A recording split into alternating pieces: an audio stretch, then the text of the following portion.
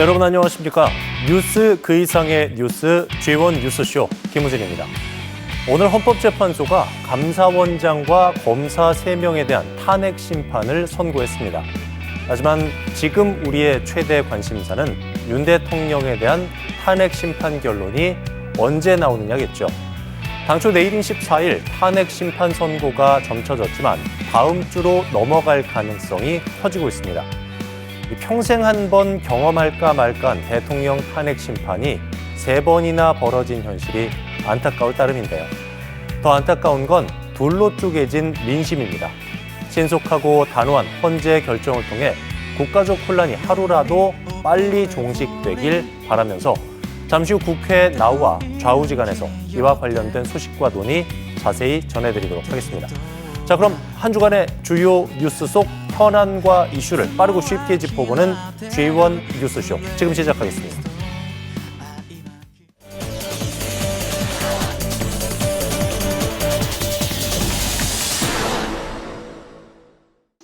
강원자치도의회 올해 첫 도정 질문.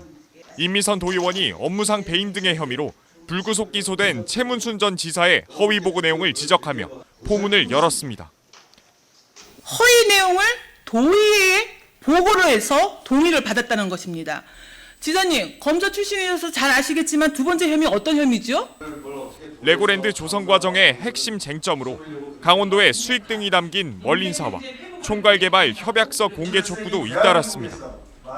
김진태 지사는 총괄개발 협약서 원본을 도의회에 가지고 나왔습니다. 그러면서 최문순 전 도정이 체결한 총괄개발 협약 자체가 불공정 계약이고 도의회의 한 보고는 명백한 허위 보고였다고 주장했습니다. 이게 원본인데 여기에는 그 3%로 돼 있어요. 여기 원래는 뭐라고 그랬죠? 여기는 3%, 여기는 30%로 돼 있는 거예요. 네? 여기는 30%로. 이렇게 지금 이거를 허위 보고를 한 겁니다. 협약에는 임대료 수익이 3%.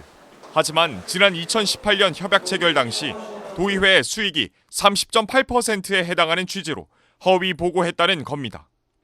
김 지사는 현 도정에서 어떻게든 사태를 해결하려고 하다 오히려 반발에 부딪히고 있다며 지혜를 모아야 한다고 강조했습니다. 뭐 조금만 하려고 그러면 전임 도정 지우기냐, 뭐 과거는 묻고 뭐 앞으로 나가야지. 이게 지금까지도 네. GJC 문제가 이렇게 뜨겁게 지금 남아 있는데 과거를 그냥 잊을 수가 있습니까? 그러면서 김 지사는 재판 등을 통해 허위 보고 등에 대한 책임은 져야 할 것이라며 도의회와 도가 힘을 모아 난관을 헤쳐나가자고 주문했고 도의회에서도 비슷한 의견이 나왔습니다. 매듭을 지어야 되지 않을까 생각됩니다. 강원도의회가 도민을 위한 현명한 결정을 할 수 있도록 강원도정 또한 같은 배를 탄 심정으로 함께 해결해 주셨으면 좋겠습니다. 한편 검찰은 지난해 12월 최문순 전 지사가 도의회 동의 없이 보증 채무 규모를 늘리고 허위 정보를 제공한 것으로 보고 업무상 배임과 위계 공무 집행방해 등의 혐의로 불구속 기소했습니다. 이에 대해 최 전 지사 측은 사업 진행 과정에서 대형 로펌과 회계법인 등의 법적 검토가 진행됐다며 도의회 심의와 의결도 거쳤고 시민사회단체가 제기한 각종 의혹도 불기소 처분된 바 있다고 강조했습니다. G1 뉴스 김희곤입니다. 네, 오늘 주민 뉴스는 최근에 또다시 논란이 가열되고 있는 레고랜드 책임론 공방에 대해서 김희곤 기자와 얘기 나눠보도록 하겠습니다. 어서 오십시오. 안녕하십니까. 최근에 최문순 전 지사가 기소된 검찰 공소장이 공개가 됐는데 어떤 내용이 담겼습니까? 예, 지난해 12월 레고랜드 개발 사업 추진과 관련해 검찰은 국고 손실과 업무상 배임 그리고 위계 공무집행방해 등의 혐의로 최문순 전 도지사를 불구속 기소했습니다. 춘천지방검찰청이 국회에 제출한 공소장에는요, 최 전 지사가 무리한 사업을 추진하다가 도에 손실을 끼쳤다는 취지의 혐의가 담긴 것으로 전해졌습니다. 페이지 분량만 31페이지인데요. 검찰은 최 전 지사가 강원자치도에 1,840억 원 정도의 손해를 끼친 것으로 보고 있습니다. 또 강원도가 당시 강원 중도개발공사의 전신인 LL개발에 추가 지원을 하기 어려운 상황 속에서 LL개발이 대출을 받을 수 있도록 최 전 지사가 직접 지시해 이 중도개발공사에 손해를 끼친 혐의도 공소장에 담긴 것으로 전해졌습니다. 어제 도의회 도정질의에서 레고랜드 사업이 도마 위에 올랐죠. 가장 쟁점이 된 현안이 어떤 거고 또 현 도정의 입장도 말씀을 좀 해주세요. 예, 검찰은 도의회의 동의를 받지 못할까 봐 이 도의회의 허위 내용을 보고했다고 봤습니다. 협약엔 임대료 수익이 3%로 돼 있었는데 이를 30.8%로 바꿔 이 도의원들에게 제공한 겁니다. 레고랜드 테마파크 공사비 2,600억 가운데 분담금 800억 원에 준하는 30.8%가 이 테마파크 매출액 중 임대 수익 배분 비율로 확정됐다고 보고했는데요. 실제 최종 비율은 3%였습니다. 한 도의원이 어제 이 문제를 지적하면서 곧바로 도의회 도정 질문에서 가열됐고 협약서 공개 촉구도 잇따랐습니다. 이에 김진태 지사는 전임 도정의 비판을 가세하며 총괄계약 협약서 원문을 가지고 나왔습니다. 그러니까 초강수 카드를 꺼낸 건데요. 김 지사는 최문순 도정이 체결한 협약 자체가 불공정 계약이고 도의회의 한 보고는 명백한 허위 보고라며 이렇게 강경하게 주장을 했습니다. 그러면서 현 도정에서 어떻게든 사태를 해결하려고 하다 오히려 반발에 부딪히고 있다면서 지혜를 함께 모아야 한다고 거듭 호소했습니다. 그렇군요. 이것에 대해서 이제 최문순 전 지사의 입장도 나온 게 있죠? 예, 최문순 지사도 바로 입장문을 냈습니다. 네. 먼저 추가적인 대출과 관련해서는 법률 검토와 신용평가사 승인 등의 정상적인 절차에 따라 증액이 이루어진 것이라고 했고요. 그리고 도의회 허위 내용 보고와 관련해선 협약 추진과 임대료 수익 등의 변경은 당시 레고랜드를 투자를 결정한 멀린사와의 협상을 통해서 이뤄진 것이라고 했습니다. 그리고 또 도의회에는 2018년 12월 임대 수익 등의 변경과 관련해 당시 경제부지사와 그리고 담당 국장들이 영국 멀린 측의 추가적인 투자가 해당 사업 추진을 위해 꼭 필요하다며 이 이유와 권리 의무 변경 사항에 대해 충분히 설명했다고 강조했습니다. 그러면서 최문순 지사 측은 현재 김진태 지사의 비판은 의도된 목적이 있다고 반박했습니다. 물론 책임 소재 자체를 명확하게 하는 거 이거 중요하겠지만은 어떻게 하면 레고랜드 사태를 좀 잘 해결할지 이 부분에 대한 지혜가 모아져야 될 것 같네요. 자, 지금까지 주민뉴스 김희곤 기자와 얘기 나눠봤습니다. 잘 들었어요? 감사합니다.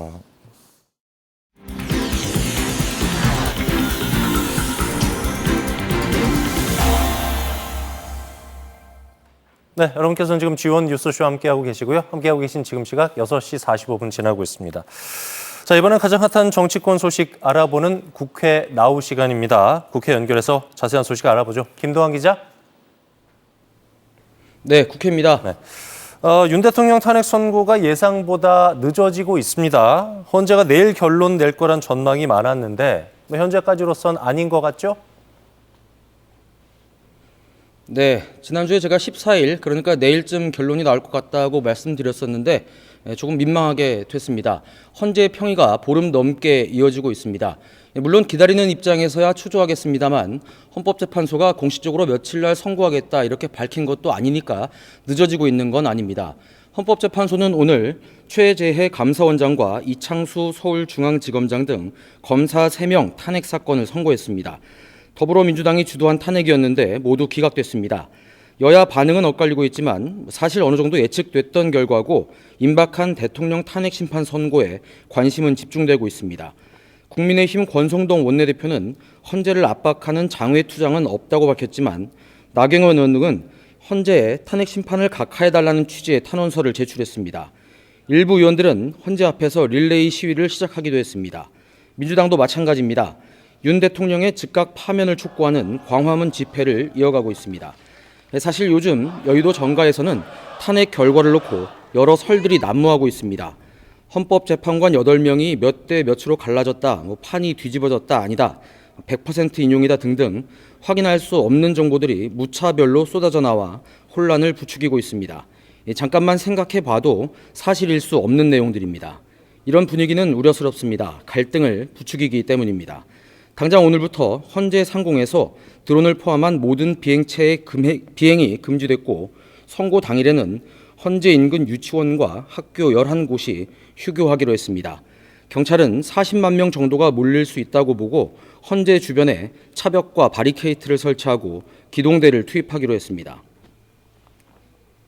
흘러가는 분위기 보니까 박근혜 전 대통령 탄핵 당시하고 분위기가 좀 비슷해 보인다는 생각도 들거든요. 당시에도 이제 선고 전에 여러 가지 예측들이 난무했었지만은 선거 과정에서는 결국 만장일치로 탄핵이 인용됐었죠. 네, 박근혜 대통령 당시에는 변론이 끝나고 열 하루 만에 결론이 나왔었습니다. 말씀하신 것처럼 당시에도 요즘처럼 탄핵 선고를 임박해서 기각될 것이다 이런 여론이 상당히 높아졌었습니다. 하지만 기억하다시피 결과는 만장일치 탄핵 인용이었습니다. 2017년도였는데요. 당시 후폭풍이 굉장히 거셌습니다. 극단적인 폭력 시위가 이어지면서 사망자까지 나왔었습니다. 지금도 그런 상황이 우려되고 있습니다. 네, 이번에는 그런 불미스러운 일이 절대로 있어서는 안 될 거라는 생각이 들고요. 그래서 그런가요? 민주당은 통합 쪽에 무게를 두는 행보를 보이고 있어요. 네, 민주당은 탄핵 심판 결과가 나올 때까지 어떤 일이든 다 하겠다면서 연일 강행군을 이어가고 있습니다. 이재명 대표는 통합과 단일 대우를 강조하고 있습니다. 민주당은 어제 윤석열 대통령 파면을 촉구하면서 여의도 국회의사당에서 광화문까지 8.7km 도보 행진에 나섰습니다. 걸어서 3시간 가까이 걸리니까 간단한 일이 아닙니다. 민주당은 오늘도 본회의가 끝난 뒤 국회에서 동십자가까지 도보 행진을 하고 야5당 공동 집회를 이어가고 있습니다. 사실상 장외 투쟁에 들어간 겁니다. 민주당은 야당과 공동 전선을 구축하는 동시에 당내 단일 대우를 강조하고 있습니다.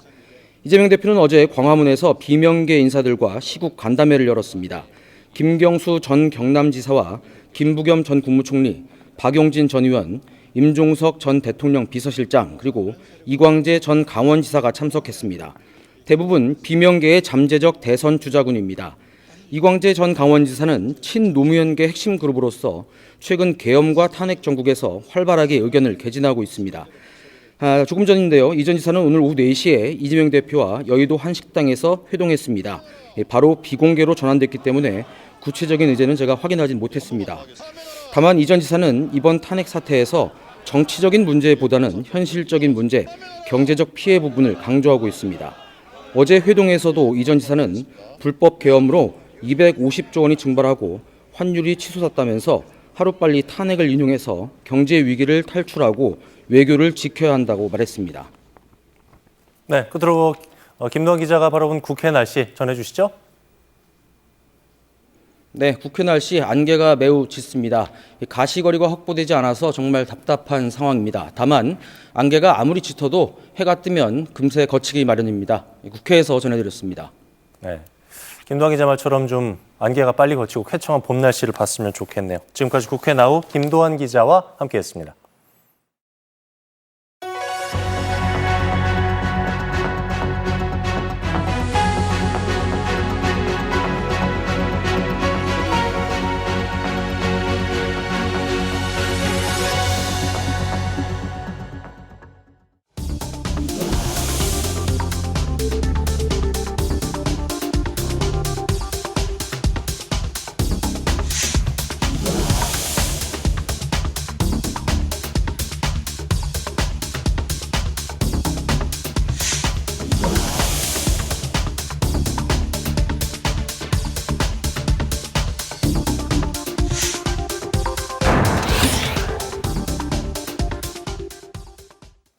네, 계속해서 도내 주요 인사와 화제 인물 초대해서 얘기 나눠보는 이슈토크 시간입니다. 최근에 폐광 지역을 관통하는 영월 삼척 고속도로 건설 사업, 정부의 예비 타당성 조사를 통과했죠. 강원 남부권의 접근성 개선, 또 경제 발전에 대한 기대감이 커지면서 폐광 지역 경제 활성화와 관광 산업을 견인하고 있는 강원랜드에 이목이 집중되고 있습니다.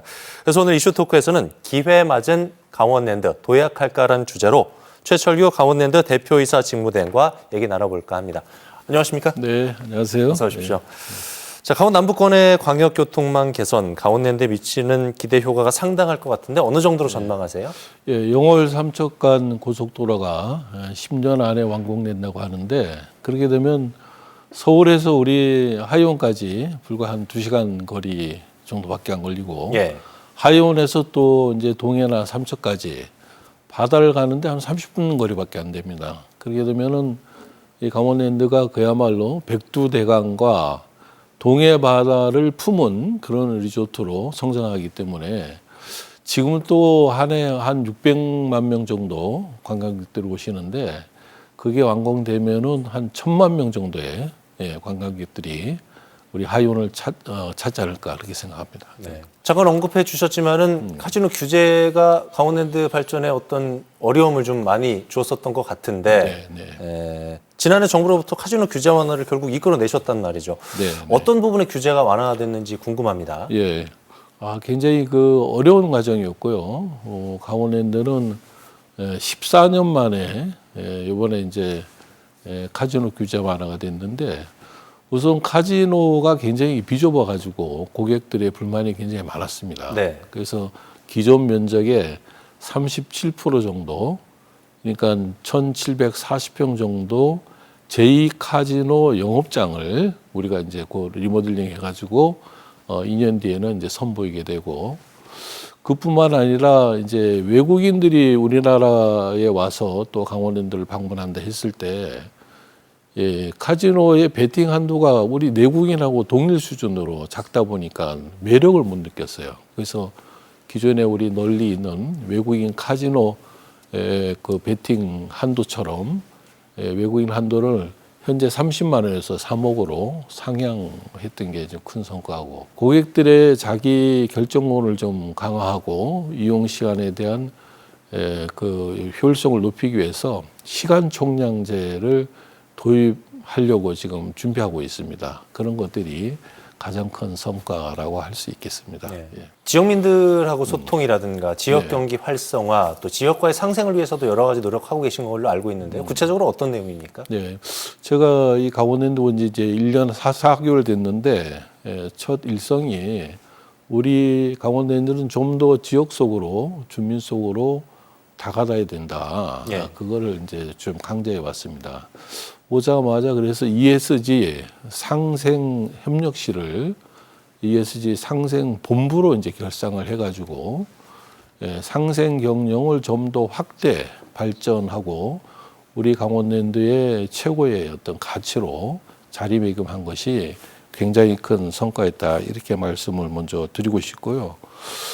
그 외에 이제 강원랜드가 지역의 사회공헌 재단을 통해서 운영하는 예산이 한 250억 정도 되는데, 이게 이제 지역사회 주민들의 복지 향상 뭐 이런 것들로 이제 두루 쓰여지고, 또 지역의 우선 구매 제도라는 게 있습니다. 지역의 농산물, 특산물들 이런 것들을 저희가 한 200억 이상 지역 구매를 하기 때문에 지역의 소상공인들이나 또 지역의 중소기업 하시는 분들한테도 상당히 또 공헌을 하는 두루두루 그런 효과들을 지금 좀 내고 있다고 생각합니다. 네.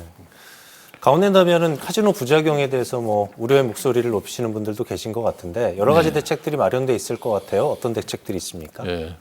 좀 전에도 말씀드렸지만 이제 사가미 건전화 평가에 우리가 이제 최초로 이제 1위를 또 했고 달성을 했고, 또 올해는 이제 강원랜드가 사업자이면서도 전 세계 유일하게 중독관리센터를 운영하고 있어요. 이런 경우는 참 우리밖에 없는데, 우리 중독관리센터의 이름을 강원랜드 마음체험센터라고 이름을 변경해서 바꾸고, 이 마음체험센터는 중독 예방뿐만 아니라 이제 치유까지 원스톱 프로그램으로 이제 해 왔었는데, 올해부터는 좀 예방 중심으로 이걸 좀 강화하려고 합니다. 그 건전한 카지노 문화 정착에 상당히 도움이 되고, 그것이 또 예방 활동을 할 수 있는 데 있어서는 굉장히 중요한 것이 아닌가 그렇게 생각하고 있습니다.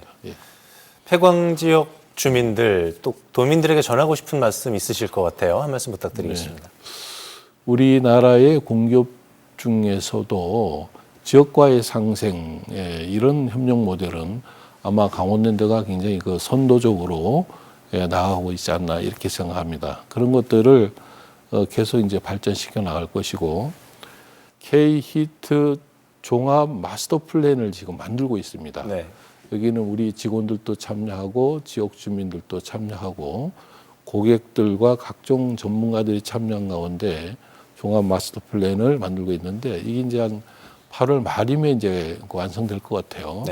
그러면 그걸 토대로 해가지고 우리 폐광 지역에 강원도의 4개 시군뿐만 아니라 전국의 7개 시군의 폐광 지역과 또 강원도가 힘을 합쳐가지고 마스터 플랜이 제대로 우리 하이원 강원랜드를 키울 수 있도록 또 지역사회 경제를 회생시키는데 역할을 할 수 있도록 최선을 다해 나갈 그런 생각을 가지고 있습니다. 네. 자, 끝으로 이슈 토크 히트송 시간입니다. 초대 손님이 고른 음악을 들으면서 이제 마무리하는 시간이 될 텐데요. 오늘 주제가 기회 맞은 강원랜드 도약할까라는 주제였는데 어떤 곡을 선곡을 하셨습니까? 예전에 젊었을 때 제가 많이 듣던 노래인데요. 네. 요즘 젊은이들도 좋아하는 것 같아요. 여행을 떠나요. 여행을 떠나요. 예. 우리 하이온에 많이 방문해 주셨으면 좋겠습니다. 여행을 강원랜드로 떠나자. 네, 그렇습니다. 여러 가지 의미가 담겨 있을 것 같은데 어쨌든 어떤 뭐 카지노라든가 이런 부분에 대한 것들보다도 이제 복합 리조트로 도약을 하면서 여러 가지 그렇습니다. 변신들을 계속 해가고 있는데요. 네. 어쨌든 강원 경제 중추적 역할을 하고 있는 우리 강원랜드 글로벌 복합 리조트 도약을 통해서 폐광 지역의 경제 활성화 그리고 우리나라 관광 산업을 선도하는데 앞장서 주시길 앞으로 기대를 하도록 하겠습니다. 지금까지 최철규 강원랜드 대표이사 직무대행과 함께 얘기 나눠봤습니다. 오늘 말씀 잘 들었습니다. 감사합니다. 한때 대한민국 경제를 떠받쳤던 검은 황금, 석탄. 하지만 광산업의 쇠퇴로 폐광지는 순식간에 폐허가 됐습니다. 일자리는 사라지고 사람들은 떠났죠. 그런데 여기에 등장한 한 가지 해결책, 카지노. 바로 강원랜드입니다.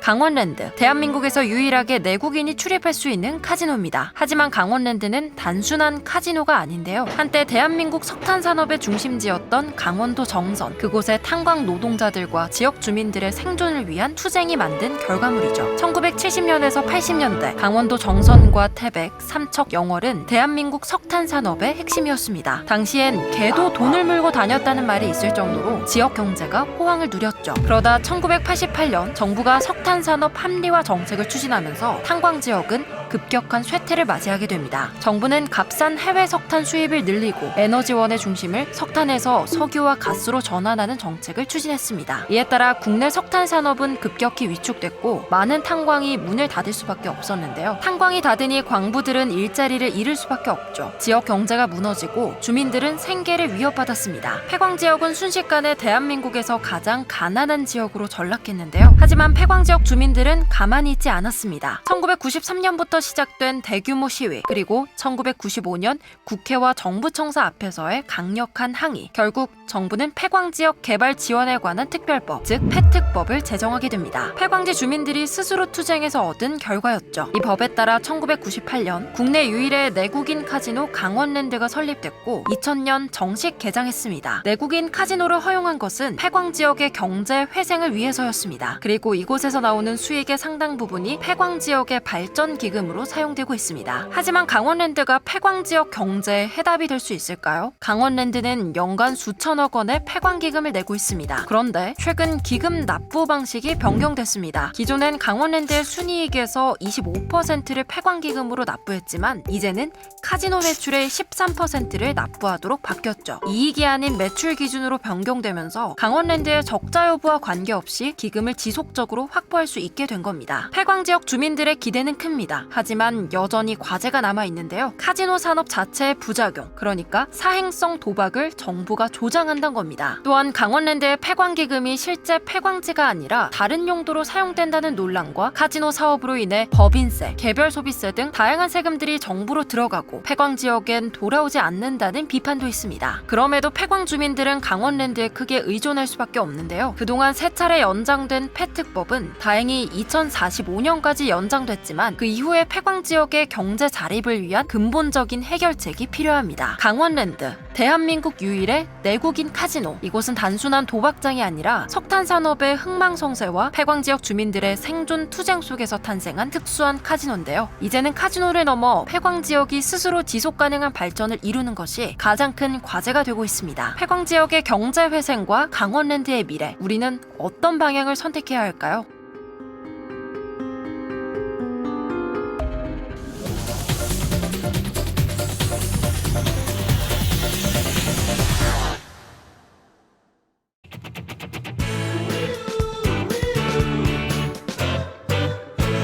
네,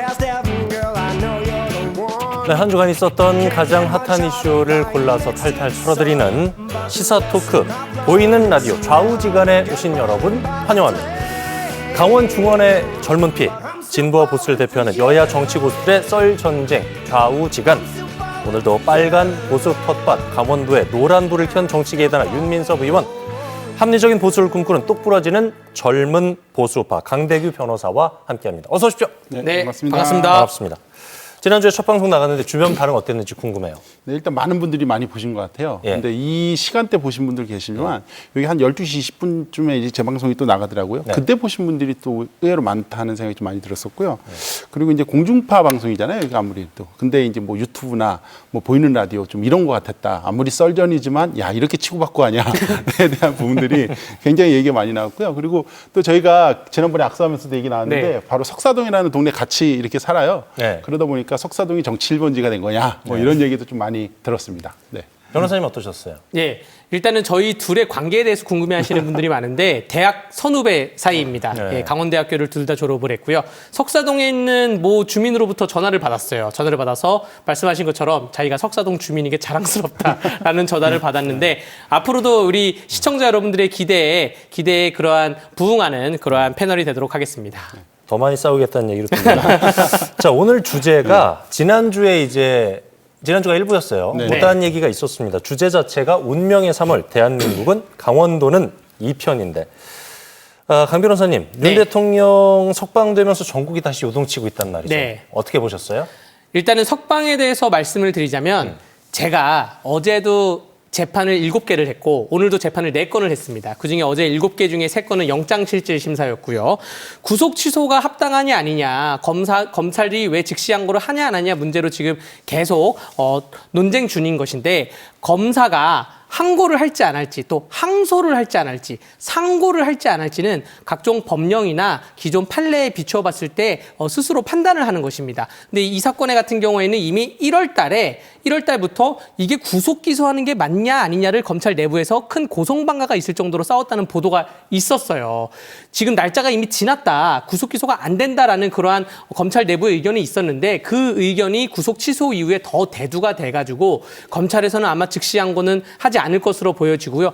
법령상 살펴봤을 때 형사 전문 변호사로 봤을 때는 구속 취소가 지금 합당하게 보여집니다. 그럼 날짜로 계산하는 거는 네. 지금 다시 그 날짜로 계산을 쭉 하다가 네. 윤석열 대통령만 유일하게 시간으로 하고 네. 다시 또 날짜로 하잖아요. 네. 그럼 나머지는 어떻게 자, 하겠다? 이게 원래는 보시면 저는 왜 그게 이제 가장 좀 헷갈리는데 그러니까 그러면은 윤 대통령만 70년 동안 특별대우했다는 얘기가 나옵니다. 70년 동안 그렇게 그냥 날짜로 하다가 네. 이번만 콕 집어가지고 그것도 대통령이에요. 그냥 일반인도 아니고. 네. 그랬는데 거기만 콕 집어서 또 시간으로 했다가 네. 다시 또 검찰에서 날짜로 하자. 네. 이렇게 되니까 네. 뭐 여러 이제 법 지식을 많이 말씀해 주셨는데 네, 네. 상식적으로 이해가 안 돼요. 그러니까 왜 하필 윤석열이냐. 자, 이거에 대해서 얘기를 그렇죠. 해주시면 좋을 것 이게 같아요. 윤석열 대통령의 네. 특혜가 있는 게 아니라 네. 구속 취소가 있고 보석이 있어요. 보석이라는 거는 뭐 혐의를 인정하고 반성하면서 보석 사유가 없다는 것이고 구속 취소도 구속해놓을 사유가 없다는 것이고 실질적인 효과는 동일합니다. 석방을 하냐 풀어주지 않느냐라는 것인데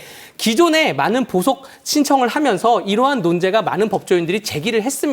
왜냐하면 이게 날짜 계산을 하면 2시간인데도 서류가 오간 시간이 2시간인데도 이틀로 계산될 수가 있어요. 밤 11시에 서류가 갔다가 새벽 1시에 서류가 오면 이건 2시간밖에 안 되는데 네. 이틀을 더 구속해놓을 수가 있다는 것이 되는 것입니다. 그래서 근데 보통은 어떻게 하냐면 보통은 서류가 오가는 시간이 한 40시간 정도 됩니다. 그래서 실제로 실무까지 포함하면 한 48시간이 되기 때문에 그래 이틀 빼는 거는 이해를 하자 그래서 그러한 부분이 대다수의 사건이고 이 사건 정말 특이하게 33시간 33시간이 서류가 오고 갔는데 하루는 24시간이고 이틀은 48시간인데 3일은 72시간이죠. 33시간 서류를 오간 거를 3일로 계산을 했어요. 그렇기 때문에 이건 날짜 계산을 너무나 과도하게 적용한 게 아니냐라는 것이 담당 판사님의 결정이었고 이 문제가 아까 말씀드렸다시피 검찰 내부에도 좀 있었고 네. 좀 특이하게 윤석열 대통령 때문에 이게 걸린 것이지 일반 국민인 경우에도 만약에 33시간에 대해서 서류가 오고 갔는데 이거를 3일로 현실로 계산한다. 어떠한 변호인 누구나 다 예. 구속 취소를 청구했을 겁니다. 예, 윤 의원님 의견 좀 주시죠. 강 변호사께서 굉장히 애쓰시는데 아무리 들어도 저는 이해가 안 돼요. 예. 왜냐하면 그것만 콕 집어가지고 왜 시간으로 계산했냐. 이거에 대한 질문에 대한 답은 아무리 들어도 좀 이해가 안 된다는 말씀 먼저 좀 드리겠고요. 저는 이제 구속 취소 결정된 후에 이 윤석열 대통령이 나오실 때 그 태도를 좀 한번 짚고 넘어가고 싶습니다. 예. 왜냐하면은 이걸 지적하지 않을 수가 없어요. 들어갈 때는 이제 코빼기도 안 보이시고 이렇게 들어가셨어요. 네. 그랬는데 나오실 때 인사하고 손 흔들고 무슨 개선 장군인 것 같았습니다. 그 지지층에 대해서 아주 강력한 어필을 하신 거죠. 그런데 국힘의 전 의원 입에서도 저건 아니었다. 그리고 나오면서 어퍼컷 세레머니 이거 있지 않습니까? 윤석열 대통령의 전면 특허죠. 이거 할까봐 겁났다. 이런 얘기도 있고요. 또 이후에 이제 흘러나오는 메시지 좀 들어보면은 구치소에 대통령이 가도 좀 배울 게 있겠다. 그리고 뭐 과거 구치소에 수감됐던 분들에 대한 생각이 났다. 그리고 뭐 교도관들 고생이 많다. 참 무슨 저는 자기 반성은 하나도 없고 무슨 구치소 체험 활동 가신 줄 알았어요. 적어도 구치소에 좀 나갔으면은 내가 심려를 끼쳐서 죄송하다 전 국민에게. 그리고 구치소 안에서도 많은 생각을 했다. 이제 좀 겸허하게 좀 이런 반성 뭐 이런 모드가 좀 있으셔야 되는데 그런 분들은 전혀 없어요. 이런 분들이 없었다는 게 가장 크게 좀 우려가 됐고 좀 많은 실망을 했었던 부분들이 있고요. 또 하나 말씀드리면은 그리고 가장 큰 충격적인 게 대통령실 나와가지고 대통령실이 흔들림 없이 국정을 중심을 잡아야 한다 이런 말씀하신 거예요. 본인 지금 직무 정지 상태입니다. 대통령실이 직무 정지 상태예요. 근데 무슨 국정의 중심을 잘 잡아 국정의 중심은 지금 그 윤석열 대통령이 탄핵이 빨리 되셔야지 중심이 잡히는 거예요. 이거에 대한 얘기는 하나도 없고 정말 화가 나가지고 정말 그 테레비를 던져버리고 싶은 그런 마음이었습니다. 석방호 태도에 대해서 말씀해 주셨어요. 석방호 태도에 대해서 일단은 저도 약간 좀 인상 깊었던 것이 저는 뭐 휠체어 타고 나오던가 뭐 목발을 짚고 나오던가 지팡이를 짚고 나오던가 생각이 든 게 이제까지 모든 정치인과 재벌 총수들이 단 3시간을 구속을 시켜놔도 무슨 휠체어를 타고 들어가던가 이재명 대표회 같은 경우에도 지난번에 16시간 구속되고 풀려났을 때 갑자기 지팡이를 짚고 나오고 휠체어를 타고 나왔습니다. 그럼 대통령이 너무 건강한 모습으로 나와서 사실은 좀 뭐 다행이다 생각이 좀 들기도 했어요. 일단 건강한 게 좋은 거 아니겠습니까? 그런 생각이 들었고, 근데 말씀하신 일부 약간 국민들의 우려에 대해서 그 발언을 좀 안 한 것에 대해서는 공감이 되는데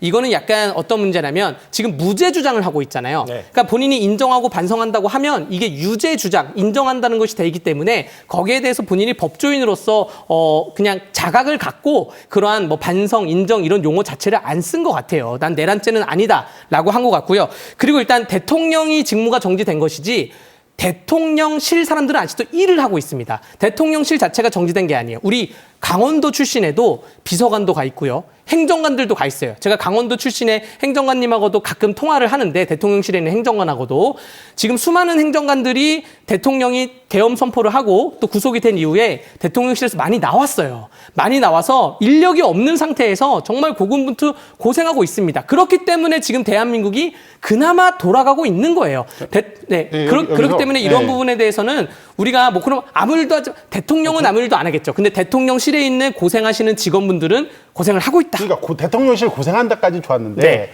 대통령실이 뭐 국정의 중심을 잘 잡아야 한다. 대통령실이 잡아야 되는 게 아니라 대통령실 말고도 각 부처가 있지 않습니까? 뭐 국토위도 있고 뭐 여러 부처가 있는데 그 부처에 대한 메시지였으면 저는 차라리 이해가 됐을 것 같아요. 지금 국정의 중심을 잡아야 되는 거는 각 부처예요. 부처인데 대통령실은 지금 잠깐 멈춰 있어도 되는 상태인 거예요. 왜냐하면은 부처에서 지금 해야 되는 일들은 하고 있거든요. 거기 고생한다는 말씀을 하셔야지 부처 얘기는 하나도 안 하고 대통령실만 얘기를 한다고 하면은 아직 내가 왕이다. 뭐 이런 포지션인 거예요. 그 부처가 각자 하는 일이 있을 거 아니에요. 환경부가 있고 국토부가 있고 여러 가지. 강원특별자치도법을 예를 들자면 환경부도 관련 있고 국토부도 관련 있고 강원도도 관련 있잖아요. 대통령실에 있는 어떠한 뭐 정무수석이나 혹은 뭐 시민사회 수석이나 이런 수석실에 각 비서관이 있고 행정관들이 있는데 이 행정관들이 그 윤활유 역할을 해주는 거예요. 그럼 부처 간에 우리는 환경부 공무원은 환경부가 최고고 국방부 공무원은 국방부가 최고인데 여기에 대해서 윤활유 역할을 해주는 게 대통령실에서 고생하는 지금 행정관들입니다. 거기에 대해서 아무 일도 안 하고 대통령실에 지금 한 1,000명 정도가 있는데 대통령이 직무집행 정지당했다 그래서 아무 일도 안 하고 월급만 받고 있습니까? 그렇게 하면 안 되죠. 일은 해야죠. 그러니까 일을 해야 되는데 장애투쟁 나가지 말고 일을 해야 됩니다. 윤 윤석열 대통령, 역할을 윤 너무 해가지고 대통령, 미끄러지고 예. 있어요. 윤 대통령 석방과 관련된 얘기 나오다 보니까 네. 이제 청와대 일하시는 분들까지 얘기 나왔는데 네. 멀쩡하게 일 잘하고 계시니까 네, 그 네. 부분에 대한 얘기들은 거기까지 네, 듣고요. 네. 어쨌든 윤 의원님 일각에서는 공수처 없애자 이런 얘기도 나와요. 네, 어떻게 공수처. 보세요? 일단 문제가 많았습니다. 사실 이제 검찰 얘기도 잠깐 좀 드리고요. 네. 일단 검찰 얘기는 검찰이 이번에 이 구속이 안 된 거, 풀려난 거에 대해서 의도적으로 한 것 아니냐, 좀 이런 네네. 의심들이 많이 있어요. 왜냐하면은 일단 공수처에서 수사자를 넘겨받았는데 그러면은 검찰에서는 바로 그냥 기소를 하면 됐는데 이게 보안 수사한다고 해가지고 구속 기간을 연장을 법원에 2번이나 신청을 해요. 근데 법원에서 그거 아니다, 그냥 충분히 됐으니까 바로 기소해라. 네. 좀 이런 식으로 얘기를 했었는데 계속 시간을 끌다가 결국엔 이 사태를 냈었고요. 또 하나는 이제 검찰의 눈물겨운 비아폰 지키기, 이것도 의심되는 부분들이 많이 있습니다. 왜냐하면은 검찰 출신의 대통령과 이 계엄을 하는데 검찰총장이나 검찰의 수뇌부하고 통화를 안 했겠냐, 비아폰을 했을 거다, 이런 합리적인 의심이 들 수 있는 부분들이 있는데 검찰에서는 지금 경찰에서 계속 그 김성훈 경호차장이 이제 비아폰 서버를 관리하니까 이 김성훈 경호차장에 대한 압수수색 영장을 계속하는데 검찰에서 계속 안 내줍니다. 안 내주는 부분들도 있고, 그러다 보니까 이제 영장심사위원회까지 가서 이건 구속영장 내줘야 된다 하는 판결까지 나왔어요. 근데도 검찰은 계속 지금 그걸 막고 있는 부분들이 있어서 이거 비아폰 문제 아니냐 하는 의심이 좀 있습니다. 그리고 공수처는 공수처법에 저도 정말 내란죄나 이런 부분들이 포함돼 있었으면 더 좋았을 거라고 생각이 들어요. 예, 근데 그럼에도 불구하고 지금 이제 이 대통령은 내란죄나 외란죄 이외의 죄를 좀 물을 수 없으니까 공수처 입장은 이런 것 같습니다. 직권남용죄로 이제 죄를 수사를 하다가 내란죄까지 가게 됐다, 이런 부분들에 대해서 문제가 없다, 이런 부분들이 있었는데 그럼에도 불구하고 저는 공수처가 제도적으로 허점이나 보완은 많이 있다고 생각이 들어요. 보완해야 될 지점은 많이 있다고 생각이 들고요. 왜냐하면 관할권이나 수사권, 기소권 문제에 대해서 이번 기회를 통해서라도 한번 점검을 하고 국회에서 이것들을 좀 바꿔나오고 다듬어야 된다, 좀 이런 생각을 좀 가지고 있습니다. 강 변호사님. 네, 공수처에 대해서 질문이 공수처를 없애야 한다는 얘기가 나온다라는 것인데, 공수처를 없애야 한다는 얘기는 이번 대통령 비상계엄 이후 사태 때문에 나온 것은 아닙니다. 항상 나왔어요. 연 800억 원의 공수처가 예산을 갖고 가면서 이제까지 공수처가 기소한 사람이 누가 있습니까? 기소를 4번 했는데 그게 다 무죄가 나왔어요. 이 문재인 정부 때 민주당이 검수완박을 하면서 공수처라는 제도를 만든 것인데 아무런 역할을 못하고 있다는 것이고요. 지금 오늘 이창수 지검장을 포함해서 검사 3명에 대한 탄핵이 기각이 나왔죠. 그 탄핵 소추안을 민주당이 발의한 이유가 무엇이냐?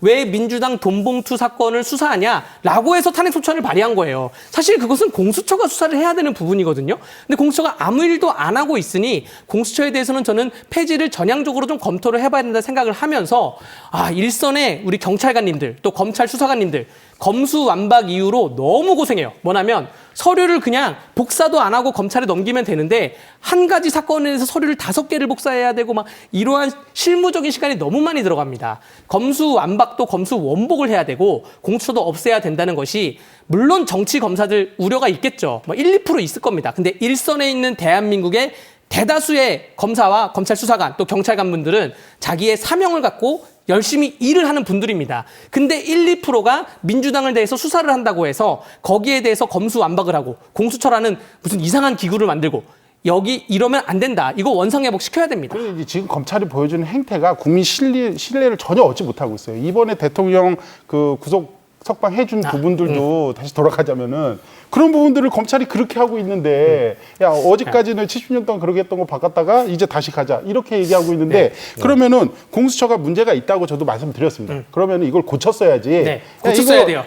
고쳤어야 되는 거죠. 네. 그러니까 없애는 거에 대해서는 저도 동의가 안 되고 네. 강대규 변호사님께서도 없애는 건 아니다. 아니 저는 없애야 되는 없애야 돼요. 아니 근데 있어서 그러니까 있는 거를 없애자. 는 아니고 고쳐 쓰자. 네. 근데 없애자. 저는 없애자고. 자, 원칙대로 대통령 수사를 네네. 누가 했어야 되냐? 경찰이 했어야 돼요. 지금 법령이 그렇게 돼 있습니다. 아니, 그러니까 근데 경찰이 이게- 안 하고 공수처가 욕심을 내서 갖고 갔고 검사들은 지금 억울해요, 약간. 검찰 내부는 억울한 게 우린 수사도 제대로 못 해보고 그러니까 검찰에서- 공수처가 자료를 넘겨서 수사를 하려고 했는데 법원이 하지 말라 그랬고 그래서 기소를 했더니 야 구속 취소에 대해서 온갖 오명을 검찰이 뒤집어 씌우는데 이거를 만약에 직시항고로 한다? 그럼 직시항고가 또 기각을 당하던가 직시항고가 인용이 된다 하더라도 판사 판사님이 직권으로 보석을 풀어줄 수가 있어요. 실제로 정리해 예전에 그런 일이 주시죠. 있었습니다. 네, 정리해 주시죠. 수사 검사들이나 이런 검사들은 직시한거 안 해가지고 더 검사들과 망신을 당했다 이런 얘기도 있어요. 네. 네. 이 얘기는 여기서 정리하겠습니다. 네. 한 가지 확실한 거는 강대규 변호사는 준비를 많이 하시나 봐요. 이렇게 빨리 말씀하시는데 다 들려요. 아, 감사합니다. 말이 원래 빠르세요? 천천히 말하겠습니다. 네, 아니, 내용 네. 전달을 하시다 보니까 그런 것 같은데 네. 어쨌든 의견 잘 들었어요. 지금 윤 대통령 석방이 네. 이게 헌재 선고에 어떤 영향으로든 이게 영향을 미칠 가능성에 대해서 관심이 모아지고 있는데 윤 의원님은 이 부분에 대해서는 어떻게 생각하세요? 일단은 이제 불안한 거나 이런 건 많이 있는 것 같습니다. 일단은 예. 내란수계라고 하는 분이 이제 나와가지고 이제 뭐 거리를 돌아다니진 않지만 네. 관제에 앉아서 월급도 받으시고 이제 권제 정치를 좀 한다 이런 얘기도 있지 않습니까? 네. 그래가지고 국민들은 불안한 거예요. 일단은 그런 부분들이 있겠지만 이 부분이 헌재 판결의 영향을 법리적으로 가진 않을 것 같다. 이런 부분들이 대부분 이제 법조계의 얘기인 것 같고요. 그리고 지금 윤석열 대통령이 이제 구속이 적법했냐 안 했냐 이 부분만 논하고 있기 때문에 그건 이제 좀 별개로 두고요.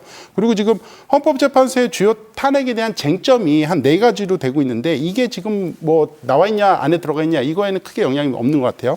첫 번째로 보면은 이제 비상계엄 선포 요건에 충족했냐 예. 이거는 뭐 많이 들으셨죠. 전시에 준하는 뭐 사변이 있었냐 뭐 이런 부분들에 대해서는 전혀 아니라는 예. 게 지금 국민들의 심리고요. 그리고 절차 충족했냐 뭐 이거는 국무회의 얘기 많이 하는데 한덕수 총리도 나와가지고 통상적인 국무회의는 아니었다. 그리고 회의록도 없고 서명한 것도 없고 오분했다는 거 아닙니까? 그러니까 절차적으로 충족이 안 되고 있다. 뭐 이런 부분들이고 뒤에 뭐 국회 봉쇄 체포 지시를 했냐, 뭐 선관위 장악 시도가 있었냐 이거는 막 옥신각신하는 것 같아요. 근데 이 4개 중에 하나만 걸러도 파면을 돼야 되는 부분들이 있어요. 예. 그래서 일단은 이 파면에 대한 부분들은 흔들림은 없을 것 같은데 예. 다만 구속되어 있어야 윤 대통령이 나와 있기 때문에 그거에 대한 불안한 심리 그리고 양 진영 간의 극한 대립 뭐 이런 부분들은 더 예. 끌어올리는 것 같습니다. 강 변호사님 네. 짧게 정리해 주시죠. 짧게 말씀드리자면 변론 종결 전에 석방이 됐으면 그럼 영향이 있을 텐데 변론 종결 이후에 석방이 됐기 때문에 영향은 없을 거다라고 말씀드리고요. 네. 우리 윤민섭 그 의원님께서 많은 의견 주셨으니 저는 대통령에 대해서 바람을 하나 말씀드리자면 네.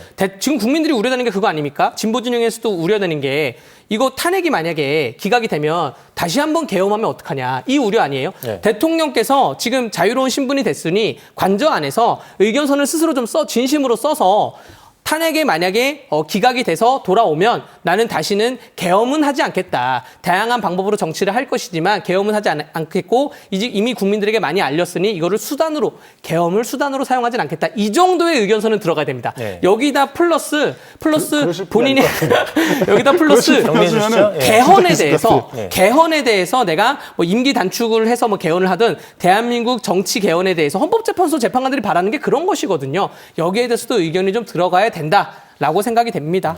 강 변호사님, 국민의힘 네.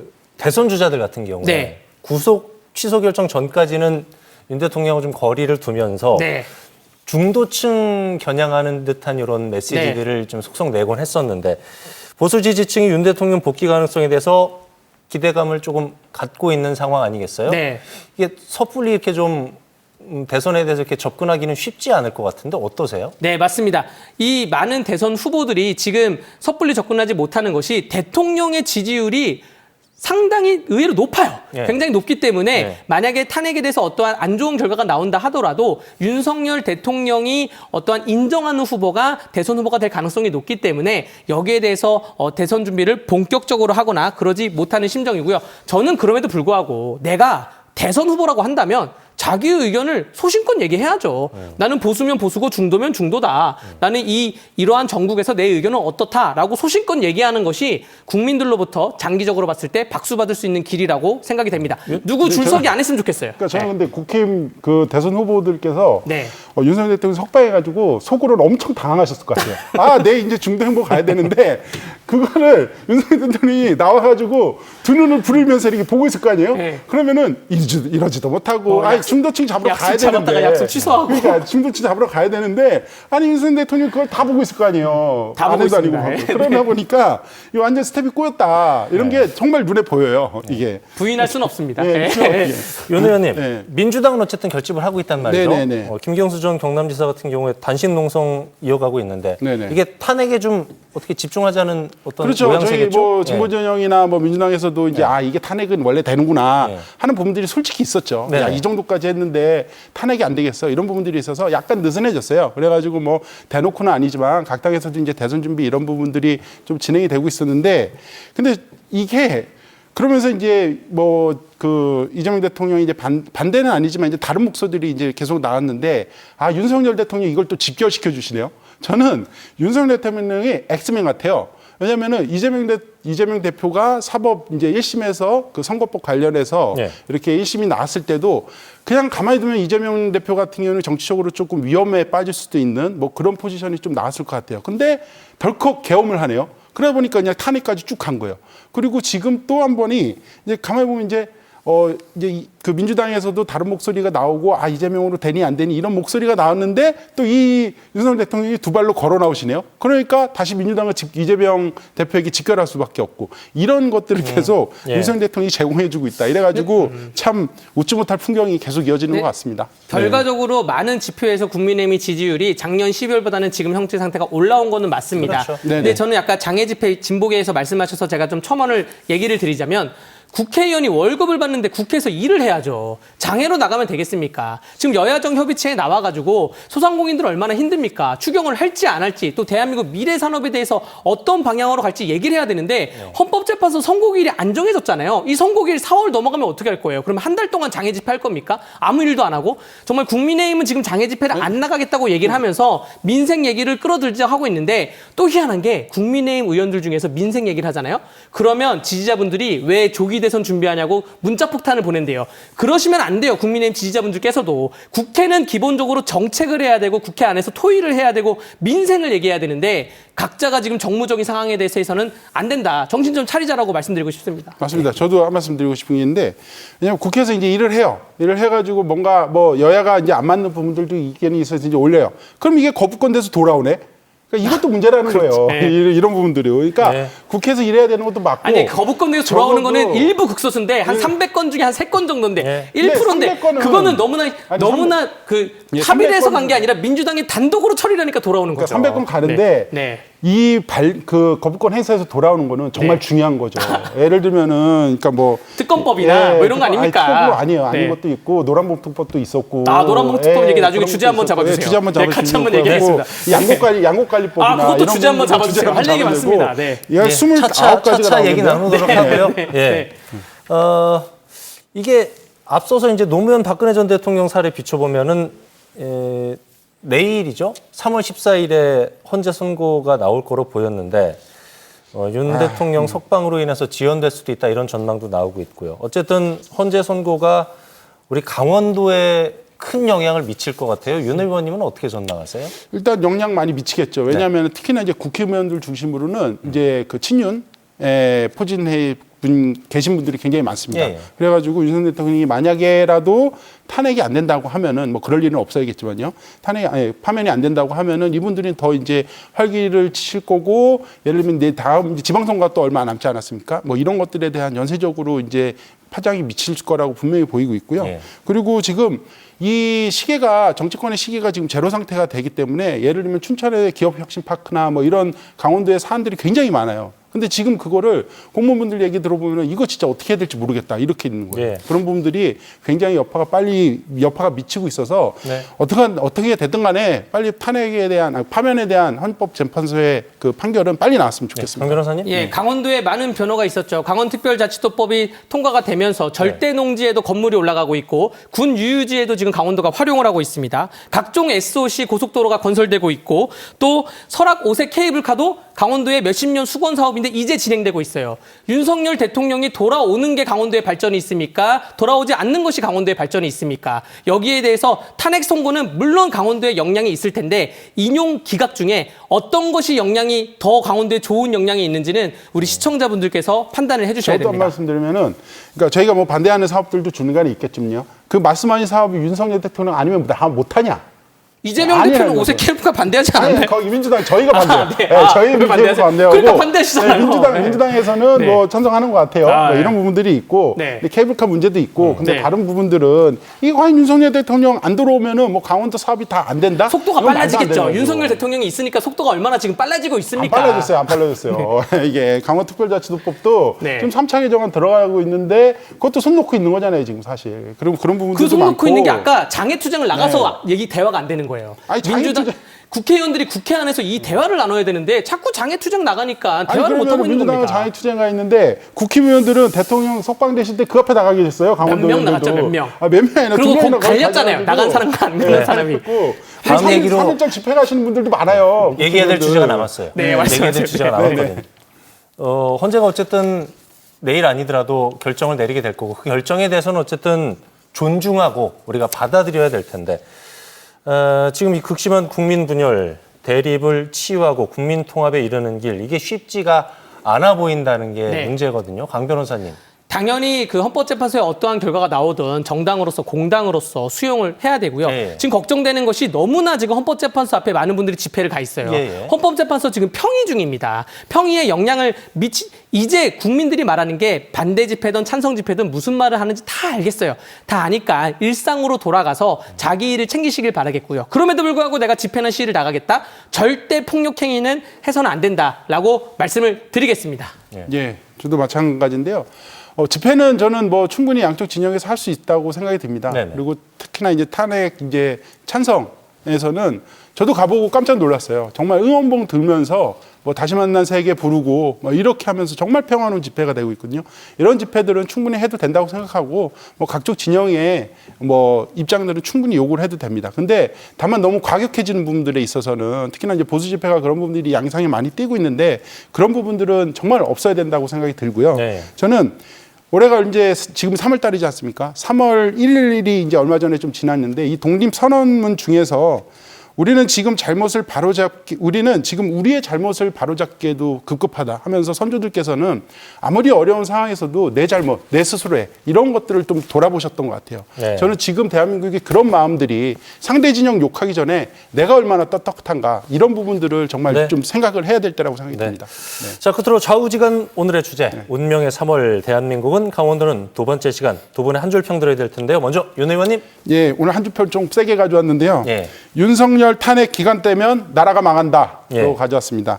예. 다음 주 헌재에서 8대0으로 정말 나라를 구하는 판결이 꼭 좀 제발 나왔으면 좋겠습니다. 예. 네, 이상입니다. 어떻게 받으시겠어요, 강 변호사님? 네, 탄핵 수혜자 진복의 변호사들이라고 말을 하겠습니다. 민주당이 29번째 탄핵을 하면서 국가 세비가 3억 6천만 원을 변호사비로 썼어요. 변호사 1인당 1,200만 원에서 1,300만 원을 쓴 건데 한덕수 변론길 하루만 하고 종결했죠. 변호사가 한 번 갔다 오는데 1,300만 원이 지금 세금으로 나간 것이고 이게 다 민주당계 변호사들, 진복의 변호사들이 이걸로 입을 열고 돈을 벌어먹고 있습니다. 네. 이러한 탄핵이 정당한가 판단해 주십시오. 예. 네. 요거 다음 주에 제가 좀 얘기하고 싶네요. 예, 다음 주에 또 시간 드릴게요. 네. 예, 알겠습니다. 12선 비상기금 사태 이후에 우리 사회는 어쨌든 극도의 불안과 혼란 그리고 대립의 연속이에요. 최악의 민생과 경제 위기 속에 언제까지 정치적 분쟁에 국가적 에너지를 우리가 계속 쏟아야 할지 걱정이 많은데요. 좀 답답합니다. 예. 모쪼록 헌법재판소가 현명하고 신속한 결정을 내려주길 기대하겠습니다. 좌우지간. 예, 오늘 함께해 주신 윤민섭 의원, 강대규 변호사였습니다. 잘 들었습니다. 네, 감사합니다. 예, 요즘 한낮에는 봄 날씨가 이어지고 있어요. 하지만 한동안은 겨울 옷을 농에 넣지 말고 좀 꺼내두셔도 괜찮을 것 같습니다. 이번 주말에 강원 지역 곳곳에 눈하고 비 소식 내려져 있네요. 기온도 좀 주말로 갈수록 크게 떨어진다고 하니까 다음 주에는 꽃샘추위도 예보가 돼 있다고요. 한절기에 건강관리 유의하셔야 될 것 같아요. 뉴스 그 이상의 뉴스, 주요 뉴스쇼. 오늘 준비한 소식은 여기까지입니다. 편안한 저녁 시간 보내십시오. 고맙습니다.